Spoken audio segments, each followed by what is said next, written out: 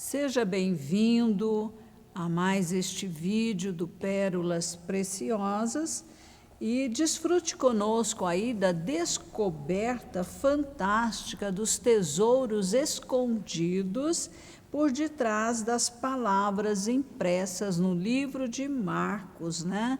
Ali no capítulo 9, versos 38 a 50. Nós vamos procurar cuidadosamente as pérolas preciosas, ou seja, as lições espirituais que nós podemos encontrar nesta passagem. Fique conosco até o final, dê o seu like, cadastre-se em nosso canal se você ainda não é cadastrado. Acompanhe-me na leitura.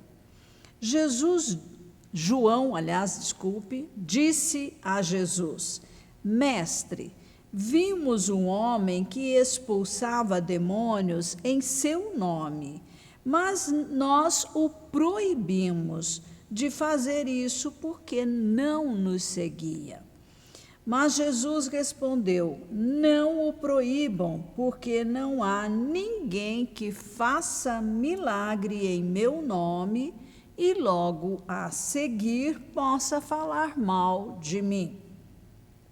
Pois quem não é contra nós é a favor de nós, pois aquele que lhes der de beber um copo de água em meu nome, porque vocês são de Cristo, em verdade lhes digo que de modo nenhum perderá a sua recompensa.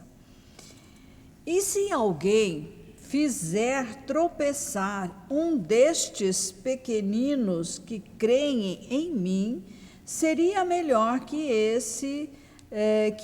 para esse que uma grande pedra de moinho fosse pendurada ao seu pescoço e ele fosse jogado ao mar.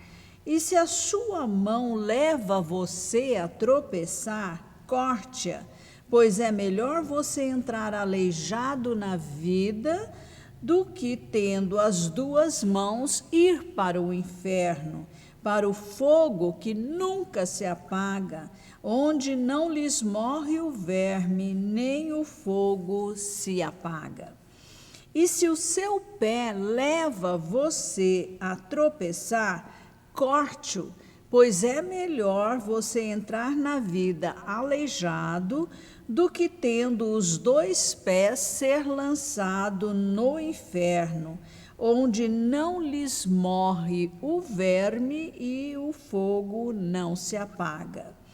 E se um dos seus olhos leva você a tropeçar, arranque-o, pois é melhor você entrar no reino de Deus com um olho só, do que, tendo os dois, ser lançado no inferno, onde não lhes morre o verme, nem o fogo se apaga. Porque cada um será salgado com fogo. O sal é bom, mas se o sal vier a se tornar insípido, como lhe restaurar o sabor? Tenham sal em vocês mesmos e paz uns com os outros. Bem, nós vemos que este homem aqui do relato expulsava demônios em nome de Cristo. Ele fazia um bom trabalho, mas não andava junto com o grupo de discípulos mais próximos de Jesus. Isso bastou para os discípulos de Jesus desconfiarem dele. Esse tipo de atitude ainda acontece hoje em dia. Os intolerantes levantam muros de separação em torno de si, deixando do lado de fora todos aqueles que pensam diferente deles. O homem do texto usou o nome de Jesus com sinceridade e Jesus reconheceu isso e o honrou. Alguém faz o bem em nome de Jesus? Então é meu irmão. Os seguidores de Jesus estão espalhados por todo o globo terrestre. O reino de Deus é imensurável. Aqueles que fazem o trabalho de Jesus pertencem ao reino de Deus. Não devemos olhar para títulos, mas olhar para ações, para as atitudes. Jesus se alegrava com as demonstrações de misericórdia, de justiça, de fé, de integridade. O mesmo deve acontecer conosco. Devemos seguir o seu exemplo. Jesus disse sobre o centurião romano: em verdade lhes digo que nem mesmo em Israel encontrei fé como esta. Essas palavras de Jesus são como uma reprimenda contra todo exclusivismo, pois muitas vezes queremos colocar Deus dentro das nossas cerquinhas. Deus jamais será preso numa caixinha de preconceitos humanos. A tendência das denominações é construir cercas em torno do seu modo de ser como igreja. A fé em Jesus é que nos une e não as formas de cultuar a Deus. A bênção resulta da lei da colheita segundo a semeadura. Deus recompensará cada cristão pelo seu trabalho prestado ao seu reino. Somos responsáveis por satisfazer as necessidades dos seres humanos, aqui e agora, e não apenas oferecer um benefício para a eternidade. Os judeus e a igreja primitiva davam muita importância em ajudar os pobres. Hoje, em muitas igrejas, isso é ignorado. Deus valoriza até mesmo os pequenos serviços, como dar um copo de água para os discípulos de Cristo. Nossos galardões consistirão essencialmente de nos tornarmos na eternidade aquilo que Cristo é, e não alguma espécie de possessão no céu. Ser o que Cristo é pela graça, compartilhar sua imagem e natureza, esse é o galardão supremo. Os atos de bondade, a conduta amorosa, levam-nos a Jesus Cristo para que compartilhemos de sua forma de vida. É melhor perecer fisicamente do que levar a outra pessoa a pecar. Isso é ilustrado pelo ato de atar ao próprio pescoço uma grande pedra de moinho que precisava ser puxada por um animal. Essa hipérbole oriental ilustra a seriedade do ato de prejudicar aos outros. Os pequeninos do texto refere-se aos crentes sem posição e riquezas, e também aos novos convertidos. Tropeçar significa provocar-lhes um prejuízo espiritual. Nem todos os nossos pecados são provocados por influências externas. Com frequência somos os nossos piores inimigos.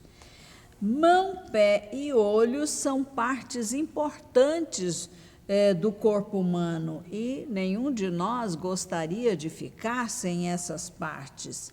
Porém, em nossa estupidez espiritual, prejudicamos a nós mesmos mediante nossos próprios pecados, mas até que decepar algum membro do corpo. Em todas essas lições, nós somos ensinados a sacrificar o que é inferior em prol do que é superior. Esse sacrifício está presente no discipulado cristão. O ser humano foi feito para o que é eterno, mas perdeu o seu caminho por causa do pecado. O discipulado cristão traz consigo um enorme preço, mas traz a pessoa de volta para Deus. Jesus exige do discípulo uma amputação radical do que o impede de viver à altura da nova aliança em Cristo. Para entrar no reino de Deus, precisamos nos submeter ao seu governo. O fogo e o verme são figuras aqui do inferno. Há uma lei da colheita segundo a semeadura e ninguém pode ficar livre dela. Todo ser humano precisa lidar com o problema do pecado da raça em seu espírito. Jesus fez provisão para nós, pagando o preço pelo pecado, através do seu sacrifício substituto na cruz do Calvário. Todo aquele que crê em Jesus e em seus feitos de salvação é salvo da condenação eterna. Deus quer salvar a todos. Ele estabeleceu o plano de redenção em Cristo Jesus pela nova aliança. Jesus foi o Cordeiro sacrificado em nosso lugar. Jesus morreu, ressuscitou e ascendeu aos céus e está sentado à destra do Pai Celestial. Os salvos na terra formam o corpo de Cristo, a sua igreja, que recebeu a grande comissão, isto é, o comando de ir a todas as pessoas e anunciar o que Jesus fez por nós, fez por elas, e convidá-las para ouvir, crer e receber o Senhor Jesus como único Salvador e Senhor pessoal. A salvação em Cristo remove o pecado do nosso espírito, remove a morte espiritual e nos coloca na posição de filhos de Deus. A salvação em nosso espírito abre a porta para o nosso relacionamento com Elohim, ou seja, Pai, Filho e Espírito Santo. Abre a porta do reino de Deus para nós. Essa salvação abre a porta para todas as bênçãos que nós temos em Cristo Jesus, porque em Cristo nós temos a mesma herança que ele recebeu do Pai, e isso é tremendo. Que você possa compreender, ler, meditar mais naquilo que nós temos falado e tomar posse do que é seu em Cristo Jesus. Amém.